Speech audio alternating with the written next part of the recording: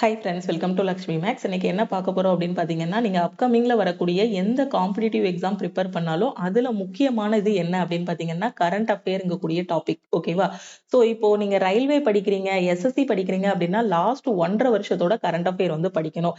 என்னால 1.5 வருஷத்தோட current affair படிக்க முடியாது மேம் அப்படிங்கிற ஸ்டூடெண்ட் அட்லீஸ்ட் 1 இயரோட கரண்ட் அஃபேராவது நீங்க வந்து படிச்சிருக்கணும். ஓகே. அதே மாதிரி நீங்க பேங்கிங் படிக்கிறீங்க அப்படின்னா லாஸ்ட் 6 மாசத்தோட கரண்ட் அஃபேர் வந்து படிக்கணும். பேங்கிங் பொறுத்த வரைக்கும் வேற எந்த ஜெனரல் அவேர்னஸ் கொஸ்டினும் தேவையில்ல. லாஸ்ட் 6 மாசத்தோட கரண்ட் அஃபேர், அதுக்கு கீழே வரக்கூடிய ஸ்டாட்டிக் ஜிகே, அதுக்கு கீழே வரக்கூடிய பேங்கிங் அவேர்னஸ், அந்த கரண்ட் அஃபேருக்கு ரிலேட்டடா வரக்கூடிய ஸ்டாட்டிக் ஜிகே, பேங்கிங் அவேர்னஸ் படிச்சாலே பேங்கிங்ல அந்த ஜெனரல் அவேர்னஸ் செக்ஷன்ல ஃபுல் மார்க் வாங்கிடலாம். நீங்க எஸ்எஸ்சி ரயில்வே படிக்கிறீங்க அப்படின்னா உங்களோட ஜெனரல் அவேர்னஸ் செக்ஷன்ல பாத்தீங்கன்னா history, polity, geography, economy, current affair, computer சயின்ஸ்னு எல்லாமே இருக்கும். ஃபார் எக்ஸாம்பிள் நம்ம என்டிபிசியே எடுத்துக்கலாம். என்டிபிசியில 40 கொஸ்டின் கேட்கறாங்க அப்படின்னா அதை 2ஆ பிரிக்கலாம். 20, 20ன்னு பிரிக்கலாம். அதுல ஃபர்ஸ்ட் பார்ட் 20ல பாத்தீங்கன்னா history, polity, geography, economy plus computer questions, science question எல்லாமே இந்த 20க்குள்ளே வந்துடும். இன்னொரு 20க்குள்ள பாத்தீங்க அப்படின்னா உங்களுக்கு என்ன வரும்னா கரண்ட் அஃபேரும் ஸ்டாட்டிக் ஜிகேயும் மட்டும்தான் அந்த அடுத்த 20 கொஸ்டினுக்குள்ள வரும். இப்ப இந்த கரண்ட் அஃபேருங்கிறது மாறக்கூடியது. ஒவ்வொரு எக்ஸாமுக்குமே மாறிக்கிட்டே இருக்கும். இப்ப இந்த வருஷம் எக்ஸாம் எழுதுறாங்கன்னா ஜனவரி 2024ல இருந்து மார்ச்ல என்டிபிசியோட சிபிடி 1 வருது அப்படின்னா பிப்ரவரி 2025 வரைக்குமான கரண்ட் அஃபேர் எல்லாமே படிக்கணும். அட்லீஸ்ட் ஒரு 1 இயரோட கரண்ட் அஃபேருங்கும் போது. சோ அப்போ அவ்வளவு படிக்கும் போது அது மாறும். அந்த கரண்ட் அஃபேர் அவ்வளவுதான். திருப்பி அடுத்து ஏதாவது ஒரு எக்ஸாம் எழுதுறீங்கன்னா அந்த எக்ஸாம்ல இருந்து ஒரு 1.5 வருஷத்தை கணக்கு பண்ணி இல்ல 1 வருஷத்தை கணக்கு பண்ணி அதுக்கான கரண்ட் அஃபேர் படிக்கணும். அப்ப இது வந்து பாத்தீங்கன்னா நீங்க டெய்லி வந்து அப்டேட் பண்ணிட்டே இருக்கணும். ஓகே. சோ கரண்ட் அஃபேரை வந்து பல்கா 1 வருஷத்தோட கரண்ட் அஃபேர் படிக்கிறதுக்கும் டெய்லி கரண்ட் அஃபேர் நோட்ஸ் எடுத்து படிக்கிறதுக்கும் வித்தியாசம் இருக்கு. சோ பல்கா நீங்க கரண்ட் அஃபேர் படிக்கும் போது உங்களுக்கு எப்படின்னா கொஞ்சம் கஷ்டமா இருக்கும் அதை வந்து கவர் பண்றதுக்கு. சோ அதனால இப்ப என்ன பண்ணிருக்கோம் அப்படின்னு பாத்தீங்கன்னா, இப்ப ரீசெண்டா நம்ம லாஸ்ட் மந்த் இன்னும் ஒரு 2-3 வாரத்துக்கு முன்னாடிதான் சிஏ பிடிஎஃப் கோர்ஸ்ன்னு நம்ம லக்ஷ்மி மேக்ஸ் ஆப்ல வந்து லான்ச் பண்ணியிருந்தோம். சோ இந்த சிஏ பிடிஎஃப் கோர்ஸ்ல என்ன கவர் பண்ணுவோங்கிறத ஆல்ரெடி நான் சொல்லியிருந்தேன். அதுல வந்து பாத்தீங்கன்னா ரயில்வே, என்டிபிசி, குரூப் டி இந்த அப்கமிங்ல வரக்கூடிய எக்ஸாமுக்குமான 1.5 இயரோட கரண்ட் அஃபேர் வந்து இதுல கவர் பண்ணிருவோம். அந்த கரண்ட் அஃபேர் 1.5 வருஷத்தோட கரண்ட் அஃபேரை உங்களுக்கு எத்தனை பார்ட்டா கொடுக்க போறோம் அப்படின்னு பாத்தீங்கன்னா ஒரு 10 பார்ட்டா கொடுக்க போறோம்னு சொல்லியிருந்தேன். அதுல ஆல்ரெடி உங்களுக்கு பார்ட் 1, பார்ட் 2, பார்ட் 3 வந்து கொடுத்தாச்சு. சோ இன்னைக்கு வந்து பார்ட் 4 வந்து ரெடி பண்ணிட்டோம். சோ இந்த பார்ட் 4 பாத்தீங்க அப்படின்னா இதுல டோட்டலா 227 பேஜஸ் வந்து இருக்கு. ஓகேவா? சோ இதுலயே உங்களுக்கு கரண்ட் அஃபேர் உங்களுக்கு டீச் பண்ணும்போது அதுக்கு கீழே கரண்ட் அஃபேருக்கு ரிலேட்டடா வரக்கூடிய ஸ்டாட்டிக் ஜிகே கொஸ்டின்ஸ் எல்லாமே வந்து டீச் பண்ணிருப்போம். சோ இந்த கொஸ்டின்ஸ் எல்லாமே பாத்தீங்கன்னா உங்களுக்கு தமிழ் அண்ட் இங்கிலீஷ்ல வந்து கொடுத்திருப்போம். கரண்ட் அஃபேருக்கு கீழேயே ஸ்டாட்டிக் ஜிகேயும் அப்படி கவர் பண்ற மாதிரி இருக்கும். சோ இன்னைக்கு பார்ட் 4 வந்து அப்லோட் பண்ணிட்டோம். ஒவ்வொரு பார்ட்டும் கரண்ட் அஃபேர் கொடுக்கும் போதே வாங்கி படிச்சிட்டீங்க அப்படின்னா கரண்ட் அஃபேர்ல உங்களோட மார்க் வந்து கம்மியாகாது. கண்டிப்பா அதுல 20க்கு 20 வாங்கிடலாம். கரண்ட் அஃபேர்ல 40 மார்க்ல 20 மார்க் உங்களுக்கு கரண்ட் அஃபேர்ல இருந்தும் ஸ்டாட்டிக் ஜிகேல இருந்தும் கேக்குறாங்க.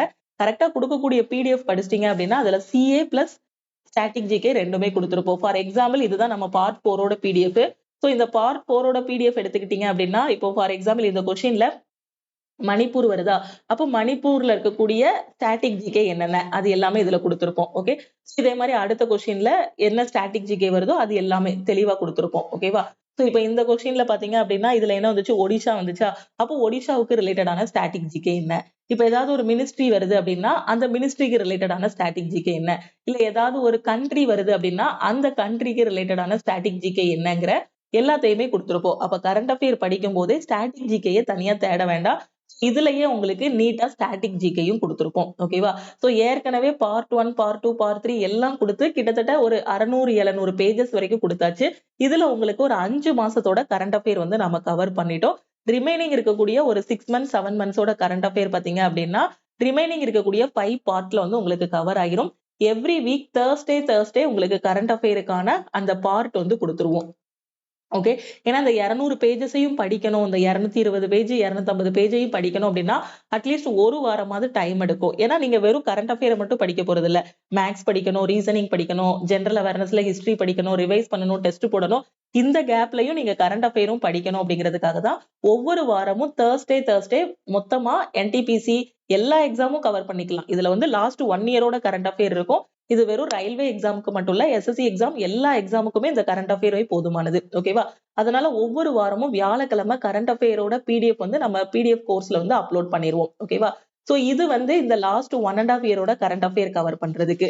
இன்னொரு பிளான் என்ன வச்சிருக்கோம் அப்படின்னு பாத்தீங்கன்னா, நியூ இயர்ல இருந்து கரண்ட் அஃபேர் பிடிஎஃப் கோர்ஸ்ல டெய்லி கரண்ட் அஃபேருக்கான குவிஸ், வீக்லி கரண்ட் அஃபேர் எல்லாமே கொண்டு வர போறோம்.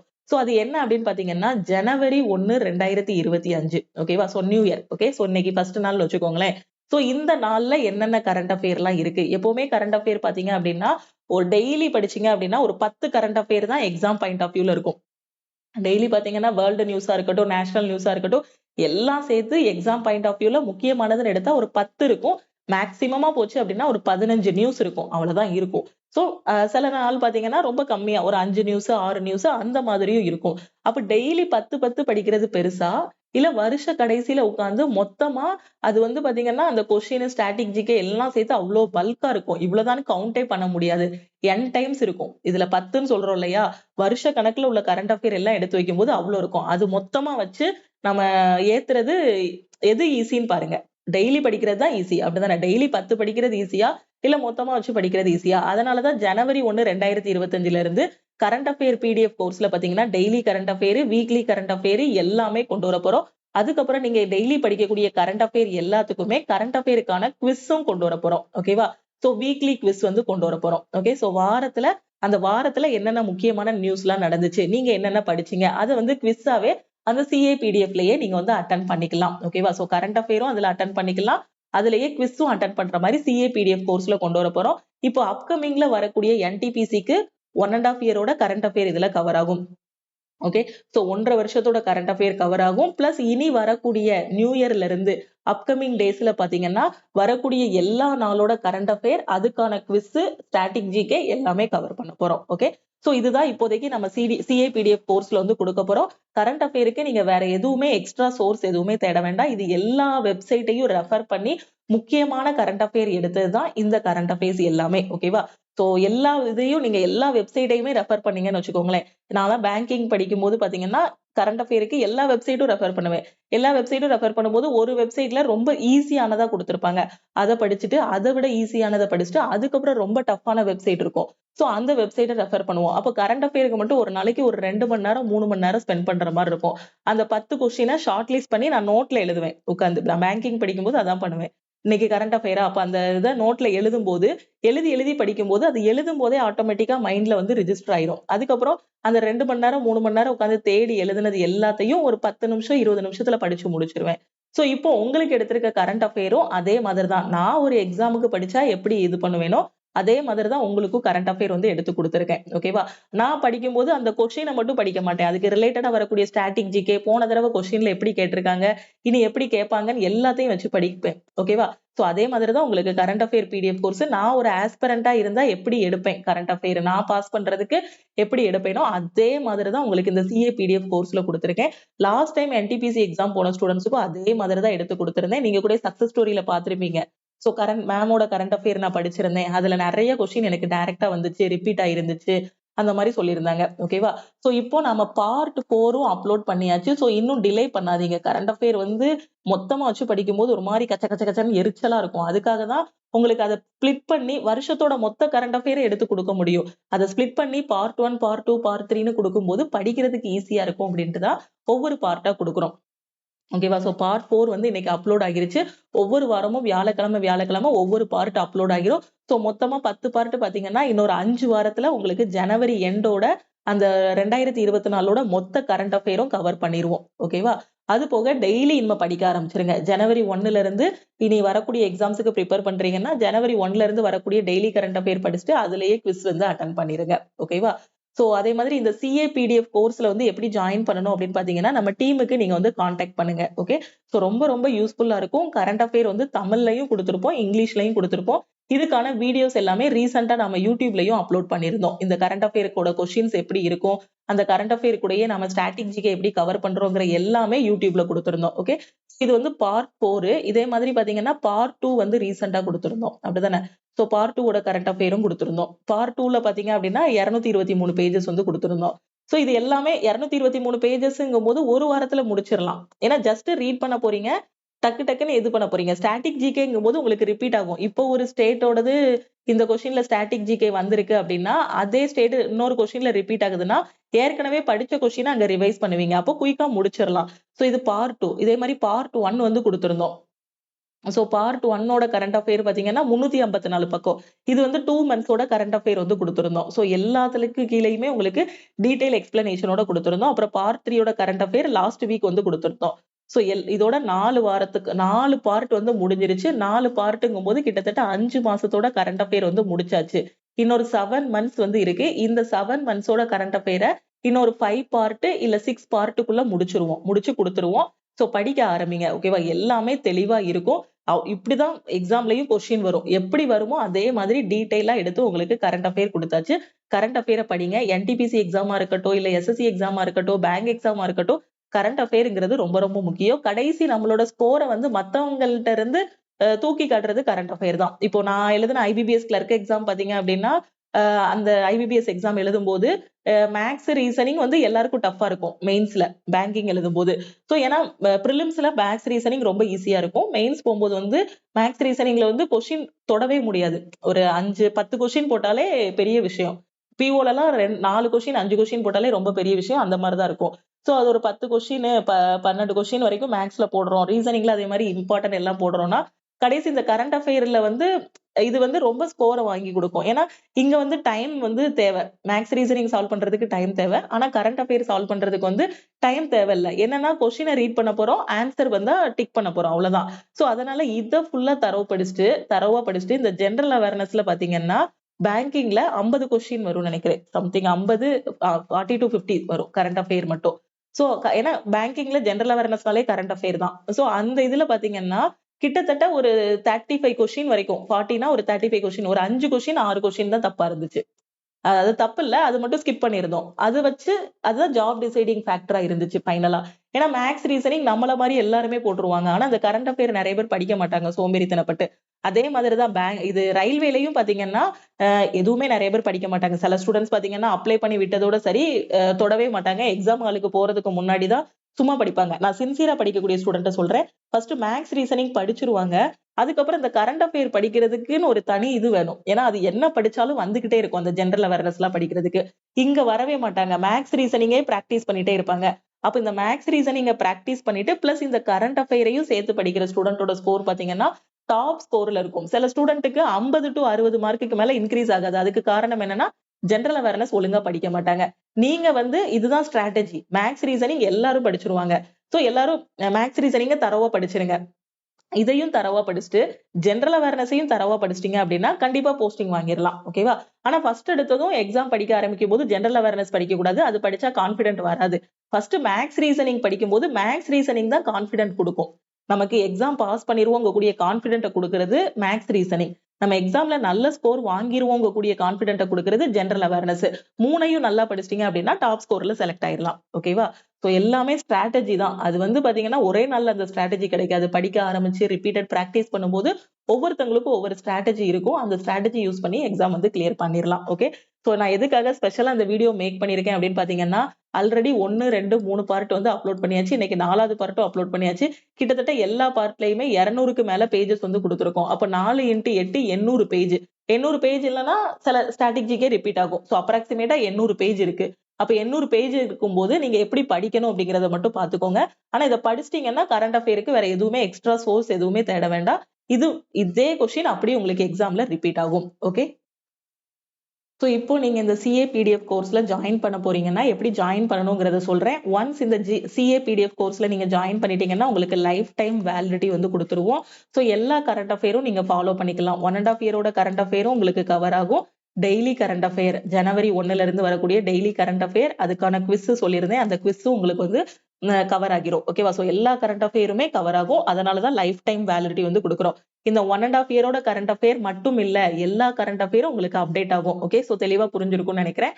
இப்ப இந்த சிஏ பிடிஎஃப் கோர்ஸ்ல நான் ஜாயின் பண்ணணும் மேம். நான் பேங்கிங் படிக்கிறேன். என்னோட கரண்ட் அஃபேரோட கோர்ஸ் ஸ்கோர் வந்து இன்கிரீஸ் ஆக மாட்டேங்குது.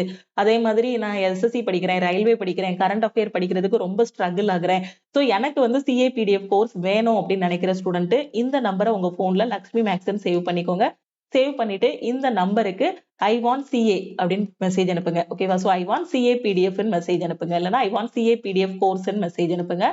இல்ல ரொம்ப சிம்பிளா I want CA னாலும் மெசேஜ் அனுப்புங்க. ஓகேவா? ஸோ இந்த நம்பருக்கு நீங்க CA PDF கோர்ஸ்ல ஜாயின் பண்றீங்க அப்படின்னா இந்த நம்பருக்கு மெசேஜ் பண்ணீங்க அப்படின்னா டீம்ல இருந்து கான்டாக்ட் பண்ணிட்டு உங்களுக்கு இன்னும் எக்ஸ்ட்ரா டீடைல்ஸ் வேணும் அப்படின்னா கான்டாக்ட் பண்ணுவாங்க இல்லையா, அவங்க கிட்டயே நீங்க கேட்டுக்கலாம். ஓகே, அவங்க உங்களுக்கு டீடைல்ஸ் எல்லாமே எக்ஸ்பிளைன் பண்ணிட்டு ஜிபே நம்பர் இல்ல அக்கௌண்ட் நம்பர் கொடுப்பாங்க. அதுக்கு நீங்க 499 மட்டும் பே பண்ணா போதுமானது. ஓகேவா? So already current affair PDF கோர்ஸோட ஃபீஸ் ஆப்ல பாத்தீங்க அப்படின்னா 699 வந்து உங்களுக்கு இருக்கும்.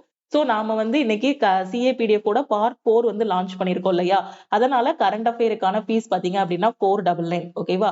சோ இந்த ஃபீஸ் பே பண்ணிட்டு பேமெண்டோட ஸ்கிரீன்ஷாட் சென்ட் பண்ணீங்க அப்படின்னா டீம் வந்து உங்களை CA PDF கோர்ஸ்ல ஆட் பண்ணிடுவாங்க. அதுக்கப்புறம் உங்களுக்கு தேவையான அந்த 1.5 இயரோட கரண்ட் அஃபேர், டெய்லி கரண்ட் அஃபேருக்கான குவிஸ் எல்லாமே அதுலயே இருக்கும். நீங்க வந்து அட்டன் பண்ணிக்கலாம். ஓகேவா? சோ இதுதான் கரண்ட் அஃபேர் ஜாயின் பண்றதுக்கான ப்ரொசீஜர். ஆல்ரெடி 4 பார்ட் வந்து முடிச்சிட்டோம். 4 பார்ட்டுங்கும் போது 800 பேஜஸ்க்கு மேலேயே வரும். இன்னும் ஒரு எத்தனை பார்ட் வரும்னா இன்னொரு 6 பார்ட் கிட்ட வரும். அப்பதான் 1.5 இயர் வந்து கவர் ஆகும். அது எல்லாமே அந்த 6 பார்ட் எல்லாமே பாத்தீங்கன்னா எவ்ரி Thursday உங்களுக்கு வந்து அப்லோட் ஆகிரும். மேம் நீங்க 10 பார்ட்டும் அப்லோட் பண்ணுங்க, அதுக்கப்புறம் நான் படிக்க ஆரம்பிக்கிறேன் அப்படின்னு சொன்னீங்கன்னா உங்களுக்கு தான் பர்டனா இருக்கும். ஏன்னா 4 பார்ட்டுக்கே 800 பேஜஸ் வந்துருச்சு அப்படின்னா 6 பார்ட் அப்படிங்கும்போது டோட்டலா எல்லாம் சேர்த்து உங்களுக்கு 2000 பேஜஸ் கிட்ட கரண்ட் அஃபேர் வந்துரும். 1.5 வருஷத்தோட கரண்ட் அஃபேர் 2000 பேஜஸ் இருக்கும். ஸோ 2000 பேஜஸே வச்சு படிக்கும்போது ரொம்ப கஷ்டமா இருக்கும். அதனாலதான் ஒவ்வொரு பார்ட்லயும் 200 பக்கமா கொடுத்து உங்களை வந்து படிக்க சொல்றோம். ஓகேவா? அதனால அந்த 200 பேஜஸா கொடுக்கும் போதே கரெக்டா அதுல மந்த்தும் மென்ஷன் பண்ணிடுவோம். அந்த 200 பேஜஸ்னா அது எந்த மந்த் கவர் ஆகுது அப்படிங்கிறது எல்லாமே ஒரு ஸ்கூல் ஒரு 10th ஸ்டாண்டர்ட் எல்லாம் படிக்கும்போது கடைசி நேரத்துல கொடுப்பாங்க இல்லையா, இந்த ஒன் லைனரா இதை மட்டும் படிங்க, இது ரிப்பீட் ஆகும்னு. சோ அந்த மாதிரிதான் கரண்ட் அஃபேரை ரொம்ப எப்படி சொல்ல ரொம்ப நீட்டா எடுத்து கொடுத்துருக்கோம். சோ படிக்க ஆரம்பிங்க. ஓகேவா? சோ CA PDF கோர்ஸ் வேணுங்கிற ஸ்டூடெண்ட் இந்த நம்பருக்கு மறக்காம கான்டாக்ட் பண்ணுங்க. நான் இப்பதான் ஒரு பிகினர், இப்பதான் காம்படிட்டிவ் எக்ஸாம்னா என்னன்னே பார்த்துட்டு வரேன், எனக்கு கிளாஸஸ் வேணும் அப்படின்னு நினைக்கிற ஸ்டூடெண்ட் வந்து ஆல் இன் ஒன் கோர்ஸ்ல ஜாயின் பண்ணிக்கோங்க. ஆல் இன் ஒன் கோர்ஸ்ல உங்களுக்கு maths, reasoning, general awareness, science, previous year question எல்லாமே ஆல் இன் ஒன் கோர்ஸ்ல கவர் ஆகும். ஓகேவா? So Lakshmi maths app download பண்ணுங்க. நீங்க எந்த காம்படிட்டிவ் எக்ஸாம் படிச்சாலும் சரி, ஃபர்ஸ்ட் உங்க கையில லக்ஷ்மி மேக்ஸ் ஆப் இருக்கான்னு பாத்துக்கோங்க. ஆப்பை டவுன்லோட் பண்ணிட்டு அதுல உங்க மொபைல் நம்பர் என்டர் பண்ணி ரிஜிஸ்டர் பண்ணிருங்க. சோ நீங்க உங்களால வந்து வெளியில ஒரு காம்படிட்டிவ் எக்ஸாம் படிக்கிறதுக்கு வெளியே ஒரு கோச்சிங் சென்டர் போக முடியாது. காலேஜ் படிக்கிறேன், ஹவுஸ் ஒய்ஃபா இருக்கிறேன், பிள்ளைங்களை விட்டு போக முடியாது, பிரைவேட் கம்பெனில வேலை இருக்கு, வேலைக்கு போயிட்டு வந்தா என்னால படிக்க முடியும், காலேஜ் போகணும். சோ இப்படி ஒரு இக்கட்டான சுச்சுவேஷன்ல இருப்பீங்க. சோ அந்த மாதிரி ஸ்டூடெண்ட்ஸ் வந்து லக்ஷ்மி மேக்ஸ் ஆப்ல இருக்கக்கூடிய கோர்சஸ்ல ஜாயின் பண்ணிக்கோங்க. இங்க உங்களுக்கு சிலபஸை முடிக்கிறதுக்கு பாத்தீங்கன்னா ஆல் இன் ஒன் கோர்ஸ்ல எல்லா சப்ஜெக்டும் கவர் பண்ணிருப்போம்.